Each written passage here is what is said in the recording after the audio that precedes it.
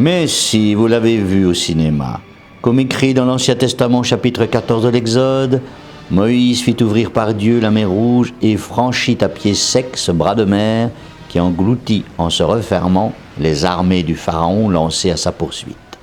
L'histoire, présente également dans le Coran, se serait déroulée vers 1250 avant Jésus-Christ.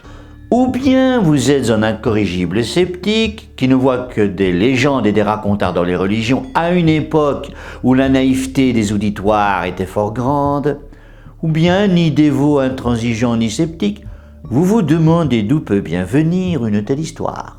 Le personnage de Moïse d'abord n'est pas attesté historiquement. Il serait, selon la majorité des savants sérieux, un personnage composé à partir de plusieurs autres. Et c'est pareil pour son histoire. Le conte de son adoption et les plaies de l'Égypte serait une compilation de récits présents au Proche-Orient au moment de la rédaction de cette partie de l'Ancien Testament, c'est-à-dire au 8e siècle avant Jésus-Christ.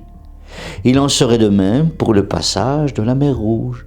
Déjà, si l'on se réfère au texte hébreu, il ne s'agit nullement du passage de la mer Rouge, mais plutôt du passage de la mer des Joncs. Identifié aujourd'hui comme le lac de Tanis, Tanis était une cité à l'est du delta. C'était un lac où, sous l'action de vents violents, des bandes découvertes permettaient le passage à pied sec durant quelques heures, en pataugeant tout de même dans une vase profonde et gluante. Vase dans laquelle se seraient embourbées les roues des chars égyptiens à l'occasion d'une antique bataille, laquelle, hélas, n'a rien à voir avec le personnage de Moïse. Comme à chaque fois avec ces passages du texte sacré, mais aussi avec cette époque très reculée, on se trouve plutôt devant un condensé de récits mêlés et transfigurés, plutôt que devant une relation de faits véritables.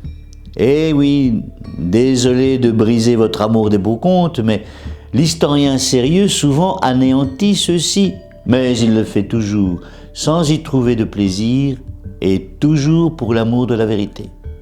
N'oublie pas de t'abonner.